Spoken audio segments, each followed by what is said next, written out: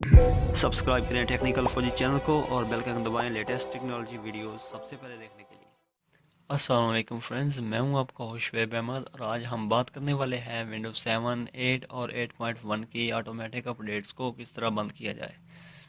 आप लोगों ने देखा होगा कि अक्सर जब आप नई विंडोज़ करते हैं तो उसके कुछ ही देर बाद अगर आपका उसके साथ इंटरनेट कनेक्शन लगा हुआ हो तो आपका पीसी ऑटोमेटिकली ऑन ऑफ होने लग पड़ता है या रीस्टार्ट होने लग पड़ता है। उसका जो सोल्यूशन है वो ये है कि आपकी अपडेट्स ऑन होती हैं, सिस्टम ऑटोमेटिक अपडेट्स लेता है और आपके एमबीज भी ज़ाया हो जाते हैं अगर आप किसी लिमिटेड कनेक्शन पर आप उसको यूज़ कर रहे हो। तो विंडोज 7, 8 और 8.1 में ये सेम है।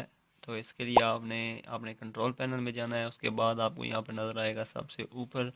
आपने अगर यहाँ पर आपका कुछ और है, लार्ज आइकन, स्मॉल आइकन, तो आपने इसको कैटेगरीज पे कर देना है। उसके बाद सिस्टम एंड सिक्योरिटी में जाना है आपने। यहाँ पर तकरीबन चौथे नंबर पर आपको मिलेगा विंडोज़ अपडेट का।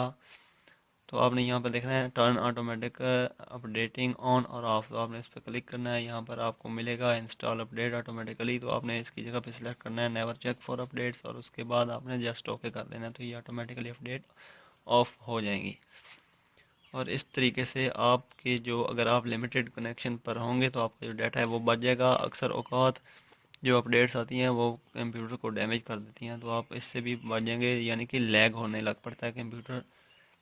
तो उसका भी ये सलूशन है। दोस्तों, मज़ीद वीडियोस देखने के लिए चैनल को सब्सक्राइब करें। अल्लाह हाफिज़। पाकिस्तान जिंदाबाद।